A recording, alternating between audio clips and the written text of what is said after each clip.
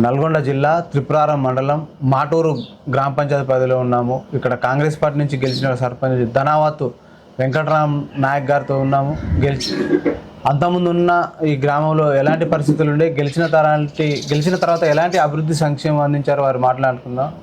నమస్కారం సర్పంచ్ గారు. నమస్కారం అండి సార్, గతంలో ఉన్న పెండింగ్ సమస్యలతో పాటు మీరు గెలిచిన తర్వాత ఎలాంటి అభివృద్ధి జరిగింది మాటూరు గ్రామ పంచాయతీ?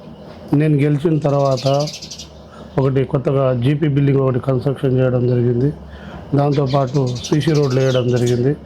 దాంతోపాటు డ్రైనేజ్ వేయడం జరిగింది. ఇక్కడ మాటూరు నుంచి వసంతండ జీపీ వరకు ఉన్న రోడ్లకు ఇరువైపులా మొత్తం చెట్లు పొదలు అల్లుకున్నట్టు మొత్తం దాన్ని క్లీన్ చేయడం జరిగింది. దాంతోపాటు ఊర్లో డెవలప్మెంట్ అనేది తాగునీటి సమస్య చేయడం జరిగింది. నేను వచ్చిన తర్వాత 2 బోర్లు వేపించడం జరిగింది. దానికి మోటార్లు కూడా బిగించడం జరిగింది అన్నమాట. సార్, మీరు ఈ రాజకీయాలకు రావాలనే ఆలోచన కానీ సర్పంచ్గా పోటీ చేయాలనే ఆలోచన ఎందుకు కలిగింది? మీరు ఒక సర్పంచ్గా బాధ్యత చేపట్టిన తర్వాత సంక్షేమము, అభివృద్ధి ఇవి ఎట్లా కొనసాగిస్తున్నారు? మంచిగా మాకు ఎమ్మెల్యే గారు జయవీరన్న గారి సహకారంతో మేము సంక్షేమ కార్యక్రమాలన్నీ మంచిగానే జరుగుతూ ఉన్నాయి మా దగ్గర. ప్రధానంగా ఈ గ్రామ పంచాయతీలో డ్రైనేజ్ కావచ్చు, రోడ్లు కావచ్చు, త్రాగునీరు కావచ్చు, వీధి లైట్లు కావచ్చు, మౌలిక సదుపాయాలకు ఎలాంటి పీట వేస్తున్నారు? ఎలాంటి చర్యలు చేపడుతుంది మీకు పాలక మండలి? మా పాలక మండలి బాగానే నాకు సహకారం చేస్తున్నది. నేను గెలిచిన తర్వాత ప్రధాన సమస్య ఏంటంటే జనాలకు తాగునీటి సమస్య ఒకటి, వీధి దీపాలు ఒకటి, డ్రైనేజ్ ఒకటి, సీసీ రోడ్లు ఒకటి, ఈ 4 ప్రధాన అంశాలు కాబట్టి వాటికి జనాలకు ఎటువంటి ఇబ్బంది లేకుండా మాత్రం ఈ 4 మీద మాత్రం నేను దృష్టి సారించి ఇది మాత్రం వాళ్ళకు ఏ ఇబ్బంది లేకుండా చేయగలుగుతున్నాను. ప్రధానంగా మా దృష్టికి ప్రజలు కొన్ని సమస్యలు తీసుకొచ్చారు. డ్రైనేజ్ సిస్టమ్ కొంచెం ఇంకా డెవలప్ చేయాలి, అస్తవ్యస్తంగా ఉంది కొద్దిగా. దాంతోపాటు రోడ్ల విస్తరణ జరగాలంటున్నారు. అవును, వాస్తవమే. అది జరుగుతూ ఉంది. క్రమేపీ నేను రావడం ఒక 6 నెలలు అవుతుంది. ఇంకా నాకు 4.5 సంవత్సరాల కాలం ఉంది. ఆ కాలంలో నేను మాటూరు ఈ జీపీలో డ్రైనేజీ కావచ్చు, సీసీ రోడ్లు కావచ్చు, ఏ సమస్య ఉన్నా కూడా అన్నీ పూర్తిగా సహకరిస్తాను. ఇక పర్యావరణ పరిరక్షణ, మొక్కల పెంపకం ఎట్లా కొనసాగుతుంది? ఆ మొక్కల పెంపకం మా దగ్గర నర్సరీ ఉంది. ఈ వర్షాలు కొంచెం వస్తే దాన్ని మొత్తం డిస్ట్రిబ్యూషన్ చేయాలని ఆలోచనలతో ఉన్నాము. మా దగ్గర 5,000 మొక్కలు అందుబాటులో ఉన్నాయి. ఇక్కడ ప్రధానంగా ఇప్పుడు ఈ సంవత్సరం ఎల్ నీనో ప్రభావం వల్ల కొంచెం వ్యవసాయ అంటే రైతులకు ఇబ్బంది కలిగే పరిస్థితులు ఉన్నది. అంటే ఆర్తడి పంటలు వైపు కావచ్చు, ఇక్కడ సేంద్రియ వ్యవసాయం వైపు కావచ్చు, మీ పాలక మండలి ఏమైనా రైతుల పక్షాన ఏమైనా సదస్సులు నిర్వహించి వారికి ఏమైనా అవేర్నెస్ తీసుకొస్తున్నారా? చెప్తున్నాం, మేము రైతులకు అందరికీ చెప్తా ఉన్నాం. ఈసారి ఎలినో ప్రభావం ఉంది కాబట్టి మీరందరూ వరికి తక్కువ వేసుకొని చిరుధాన్యాలు ఎక్కువ వేసుకోవాలని, పంట మార్పిడి చేయాలని చెప్పేసి చెప్తా ఉన్నాం. వరి వేస్తే నీళ్ళు అందుబాటులో లేదు కాబట్టి వరిని తగ్గించి వేరే పంటలు, ఆర్తడి పంటలు వేసుకోవాలని చెప్పేసి మేము రైతులకు చెప్తా ఉన్నాం అన్నమాట. ఈ గ్రామంలో మహిళా సంఘాల అభ్యున్నతికి, బలోపేతానికి మీ పాలక మండలి ఎలాంటి చర్యలు తీసుకుంటుంది? మా పాలక మండలి బాగానే సహకరిస్తుంది. మా దగ్గర దాదాపు 46 సంఘాలు ఉన్నాయి. 2 వివోలు, సంఘబంధాలు 2 ఉన్నాయి. ఆల్రెడీ ఒక వివో మాకు వచ్చింది, అది కన్స్ట్రక్షన్లో నడుస్తూ ఉంది. అతి త్వరలో కూడా దాన్ని కూడా ప్రారంభోత్సవం చేసుకుంటాము. ఇప్పుడు గ్రామంలో విద్య, వైద్యంపై ఏ మేరకు మీకు అవగాహన ఉన్నది? దాంతోపాటు మీ పాలక మండలి విద్య, వైద్య బలోపేతానికి ఏమైనా చర్యలు చేపడుతున్నా ఉన్నాం. మేము పోయిన సంవత్సరం మా దగ్గర విద్యార్థుల తక్కువ ఉండేది, ఒక 100 లోపే ఉండేది. నేను మా పాలక మండలి అందరం కలిసి ఊర్లలో వచ్చే ప్రైవేట్ స్కూళ్ళని వాళ్ళకు పోనీయకుండా మన స్కూల్లోనే, గవర్నమెంట్ స్కూల్లోనే చదవాలనే ఉద్దేశంతో మనం అందరం కలిసి గవర్నమెంట్ స్కూల్లో ఇవాళ దాదాపు 130 మంది ఎబో ఉన్నారన్నమాట. దాంతోపాటు స్కూలు డెవలప్మెంట్ గురించి కూడా మేము నేను నా పాలక వర్గం అందరం కలిసి స్కూల్లో మొత్తం పెయింట్ వేయించడం జరుగుతుంది. మన జాతీయ నాయకులది ఫోటోలు కూడా అంటే ఆర్ట్ కూడా వేయించడం జరుగుతుంది. దానివల్ల మోటివేషన్ జరిగి ఇంకా అంటే ప్రైవేట్ స్కూళ్ళ కంటే ధీటుగా గవర్నమెంట్ స్కూల్ ఉండాలనే ఉద్దేశంతో మేము స్కూళ్ళకు మంచి సహకారం అందిస్తున్నాం అన్నమాట. ప్రధానంగా యువకులు రోడ్డు ప్రమాదాల బాధపడుతున్నారు. వాళ్ళ ఉజ్వల భవిష్యత్తు ఆగం చేసుకుని మత్తు పానీయాలకు డ్రగ్స్కి అడిక్ట్ అవుతున్నారు. వాళ్ళలో పరివర్తన మార్పు రావడానికి వాళ్ళు చైతన్యం వచ్చి చదువుకునే విధంగా ప్రోత్సహించడానికి, ఇటువైపు రాకుండా చెడు వ్యసనాల వైపు రాకుండా ఉండడానికి పోలీస్ వారి సహకారంతో ఏమన్నా అవగాహన కావచ్చు, చైతన్యం ఏమైనా తీసుకొస్తున్నారు? ఆ చైతన్యం తీసుకొస్తున్నాము. పోలీస్ వాళ్ళ సహకారంతో మేము అవేర్నెస్ ప్రోగ్రాం పెట్టి యువత చదువుకై ఉండాలి, కానీ ఈ మత్తు పానీయాలకు అలవాటు కాకుండా ఈ 18 సంవత్సరాల కంటే తక్కువ ఉన్న వాళ్ళు బైకులు నడిపితే ప్రమాదాలు జరుగుతున్నాయి కాబట్టి వాళ్ళు అటు బైకులు నడపకుండా మత్తు పానీయాలకు వెళ్ళకుండా యువత అంతా చదువుకు పోవాలని చెప్పేసి, వాళ్ళ చదువుతోనే వాళ్ళ ఉజ్వల భవిష్యత్తు ఉంటుందని చెప్పేసి మేము యువతను మొత్తం చదువు వైపు మళ్ళించడం జరుగుతుంది. ఇప్పుడు యువత చదువుకోవడానికి లైబ్రరీ ఏర్పాటు కావచ్చు, వారికి ఉపాధి అవకాశాలు కల్పించడానికి ఎమ్మెల్యే గారి సహకారంతో ఏమైనా ఉద్యోగ మేళాల్లో కావచ్చు నిర్వహించి వారికి ఏమైనా ప్రోత్సాహం కల్పిస్తుందా మీ పాలక మండలి? చేస్తున్నామండి. మాకు ఎమ్మెల్యే గారు ఉన్నారు, దాంతోపాటు ఇక్కడనే మాకు కట్టబోయిన అనిల్ వాళ్ళ ఏకే ఫౌండేషన్ ఉంది. వాళ్ళు అప్పుడప్పుడు మాకు ఇంటిమేషన్ ఇస్తారు. దానికి ఎవరైతే అర్హులు ఉన్నారో వాళ్ళకు మేము పంపిస్తున్నామో. ఆల్రెడీ మా ఊర్లో వాళ్ళ ఫౌండేషన్ ద్వారా 2 ఉపాధి పొందుతూ ఉన్నారు. ఇంకా వాళ్ళకి ఏ కంపెనీలో వీళ్ళ చదువుకు సామర్థ్యాన్ని బట్టి వాళ్ళకు పంపించడం జరుగుతుందన్నమాట. ఈ గ్రామ అభివృద్ధి విషయంలో, సంక్షేమ పథకాలు అందే విషయంలో ఎమ్మెల్యే గారి సహకారం ఏముంది, మీకు ఎట్లా సహాయపడుతున్నారు? మాకు ఎమ్మెల్యే గారు పూర్తి సహకారం చేస్తున్నారు. పోయినసారి ఇందిరమ్మ ఇళ్లలో మాకు 40 ఇళ్ళు రావడం జరిగింది. అందులో 35 ఇళ్ళు కన్స్ట్రక్షన్ అయిపోయినాయి. వాటికి లాస్ట్ విడత డబ్బులు రావాల్సి ఉంది. అది కూడా వస్తుంది రేపే నుండి. ఇంకో 5 ఇళ్ళు వాళ్ళు కట్టుకొని, మాకు ఆర్థికంగా ఇబ్బందిలో ఉన్నాం, మేము కట్టుకొని అంటే చెప్తే వాళ్ళని తీసేసి వేరే పేర్లు కూడా కలెక్టర్ గారి దగ్గర పంపించడం జరిగింది. అది కూడా ఈ 2-3 రోజుల్లో ప్రొసీడింగ్ కూడా రాబోతూ ఉంది. గ్రామ భద్రత విషయంలో కావచ్చు, మహిళా భద్రత విషయంలో సీసీ కెమెరాలు ఏర్పాటు చేశారా? మీకు మీ పాలక మండలి మరి దానిపై ఏమైనా దృష్టి పెట్టబోతుందంట? దృష్టి ఉన్నాము.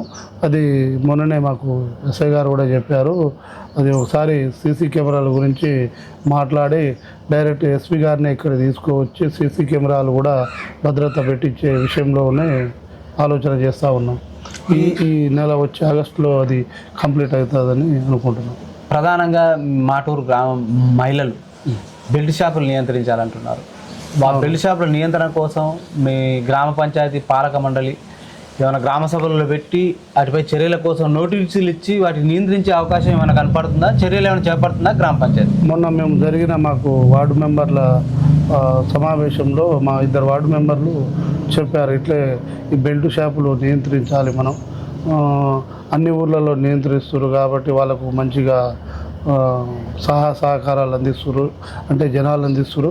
మనం కూడా మన ఊర్లో బెడ్ షాపులు బంద్ చేస్తే మనకు కూడా అండదండలు జనాలు అండదండలు ఉంటాయి కాబట్టి, అంటే నేను వార్డు మెంబర్ల గారికి ఒకటే చెప్పడం జరిగింది. మా దగ్గర 10 వార్డు మెంబర్లు ఉన్నారు, మీరు ఒక్కొక్కరు 10 మందిని తీసుకొచ్చి అందరం కలిసి 100 మంది కూర్చొని ఫస్ట్ మనం చర్చించుకుందాం, ఎట్లా చేద్దాం, ఎట్లా అసలు ఏ విధంగా మనం బెల్ట్ షాపుని, అంటే రేపు రోజున తాగే వాళ్ళు ఏమంటారు, మేము తాగుతాం, మరి మాకెందుకు బంద్ చేస్తామని అంటూ ఉంటారు. వాళ్ళకు మనం ఏ విధంగా సమాధానం చెప్పాలి, ఏ విధంగా మోటివేషన్ చేయాలి అనే విషయానికి మనం అందరం చర్చించి మాట్లాడదానంటే సరే, దానికి అందరూ ఏకీభవించడం జరిగింది. అది కూడా త్వరలో కూడా దాని గురించి కూడా చర్చ ఉంటుంది. ఈ గ్రామ అభివృద్ధి విషయంలో మీ పాలక మండలికి ప్రజల సహకారం ఏ విధంగా ఉంది, ప్రజల భాగస్వామ్యం ఏ మేరకు కొనసాగుతుంది అంటారు? ఈ గ్రామ అభివృద్ధిలో మా పాలక మండలికి ఈ గ్రామ ప్రజలు పూర్తి మద్దతు ఇస్తున్నా ఉన్నారు. దాంతోపాటు మా పాలక వర్గం కూడా ఏవైనా సమస్యలు ఉన్నా కూడా ఎమ్మటే దాన్ని పరిష్కరించడం జరుగుతుందండి. ఈ మాటూరు గ్రామ పంచాయతీ మండలి పనితీరు ఏ విధంగా ఉంది, సర్పంచ్ గారు స్పందన ఏ విధంగా ఉంది, సమస్య ఎట్లా పరిష్కరిస్తారు? మా దగ్గర వచ్చిన సమస్యను వెంటనే పరిష్కరించడం జరుగుతుంది. ఇంకా వాళ్ళకి ఏదైనా ఉన్నా కూడా, పోలీస్ స్టేషన్లో ఉన్నా కూడా, లేకపోతే ఊళ్ళో ఏదైనా వీధి దీపాలు ఉన్నా కూడా, తాగునీటి సమస్యలు ఉన్నా కూడా ఎమ్మటే రెస్పాండ్ అయ్యి దాన్ని సమస్యను త్వరలోనే పూర్తి చేస్తున్నాం. గ్రామంలో ప్రధానంగా ఈ భూ సమస్యలు ఉన్నాయి అంటున్నారు, కొద్దిగా ఉండే విషయమే. అయితే మొన్ననే గవర్నమెంట్ రీసర్వే అని చెప్పేసి చేయడం జరిగింది. అది మా మండలంలో ఒక కంపాలపల్లి అనే గ్రామం తీసుకోవడం జరిగిందన్నమాట. కాబట్టి మా దగ్గర కూడా అదే సర్వే నడుస్తూ ఉంది. ఇక భూ సర్వే అనేది అది గవర్నమెంట్ పాలసీ, అది చేస్తూ ఉంటుంది అన్నమాట. ఈ మాటూరు గ్రామ ప్రజలు ఒక పెద్ద బాధ్యత చెప్పారు. ఈ గ్రామ ప్రథమ పౌరుడిగా మీకు అవకాశం ఇచ్చారు 5 ఏళ్ల కాలానికి. అభివృద్ధి విషయంలో కావచ్చు, గతంలో కంటే భిన్నంగా ఒక ఆదర్శ గ్రామం వైపు తీసుకుపోవడానికి మీ దగ్గర విజన్ ఏముంది? మీ భవిష్యత్ ప్రణాళిక ఏముంది? మీ ప్రజలకు ఏం చెప్తారు మాటూరు గ్రామ ప్రజలకు? నేను మాటూరు గ్రామ ప్రజలకు చెప్పేది ఒకటే, గత పాలన కంటే ఈ పాలన భిన్నంగా ఉండాలని కోరుకుంటున్నాను. అదే విషయంలో మాకు ఇక్కడ జానారెడ్డి గారు గతంలో ఒక ₹1,00,00,000 పెట్టి లిఫ్ట్ వేయించడం జరిగింది. ఆ లిఫ్ట్ వల్ల మాకు దాదాపు మాటూరు జనాలు మొత్తం దాని మీదనే ఆధారపడి ఉన్నారు. అది గతంలో సిమెంట్ పైప్ లైన్ వేసారు, అది పోయింది. దాని గురించి మొన్ననే ఎమ్మెల్యే గారితో మాట్లాడి అది కొత్త లైన్ వేయించడం జరుగుతుంది. దాంతోపాటు ఇక్కడ మాటూరు నుంచి అంజనపల్లికి రోడ్డు ఒకటి ఉంది, అది డాంబర్ రోడ్ వేయాలని చెప్పేసి అది చేస్తూ ఉన్నాం. మాటూరు అభివృద్ధి విషయంలో ఏదున్నా కూడా గత పాలన కంటే ఈ పాలన భిన్నంగా ఉండాలి. ఆదర్శ గ్రామం అనే మాకు పేరు రావాలని చెప్పేసి దానికోసం నేను 24 గంటలు తాపత్రయపడుతూనే ఉన్నాను. ఏ క్షణంలో ఎక్కడ జనాలు ఏ ఫోన్ చేసినా కూడా ఎమ్మటే రెస్పాండ్ అయ్యి వాళ్ళ సమస్యలు అనేది తీరుస్తూ ఉన్నాను అన్నమాట. నిధులు ఏ మేరకు అందుతున్నాయి? కేంద్రం నుంచి కావచ్చు, రాష్ట్రం నుంచి? ఇప్పుడు కేంద్రం నుంచే నిధులు వచ్చాయి, రాష్ట్రం నుంచి ఏ నిధులు రాలేదు. ఇది వస్తాయని చెప్తా ఉన్నారు, మరి వచ్చినప్పుడు అది. Okay sir, thank you sir. ఇక్కడ ఈ మాటూరు గ్రామ పంచాయతీ ప్రజల సమస్యల పట్ల మేము మా పాలక మండలి ఎప్పుడు కూడా వారికి అండగా దండగా ఉంటాం. ఏ సమస్య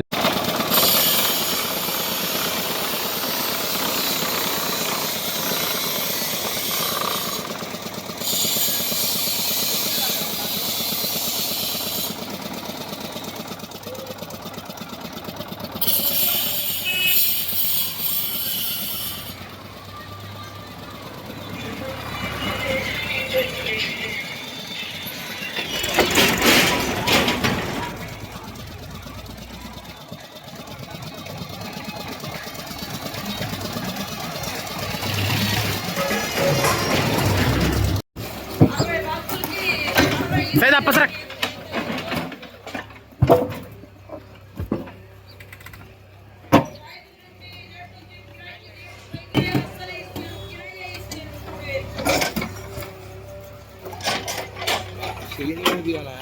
అయ్యి వేయి పంపించాలి కదా.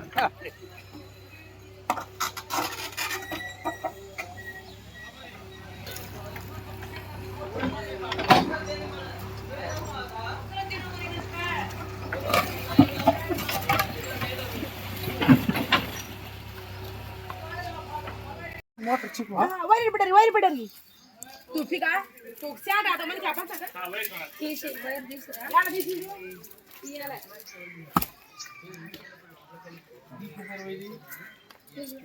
माइक दे घाल में पानी दिखा पानी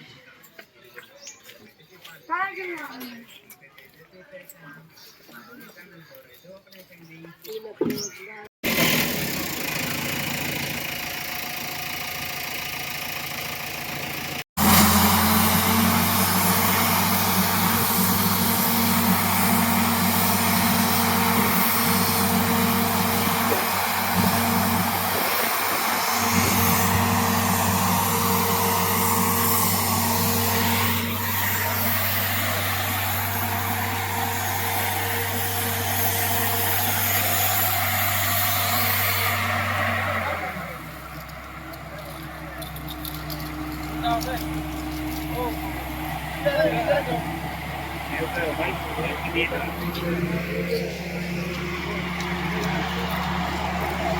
kasih.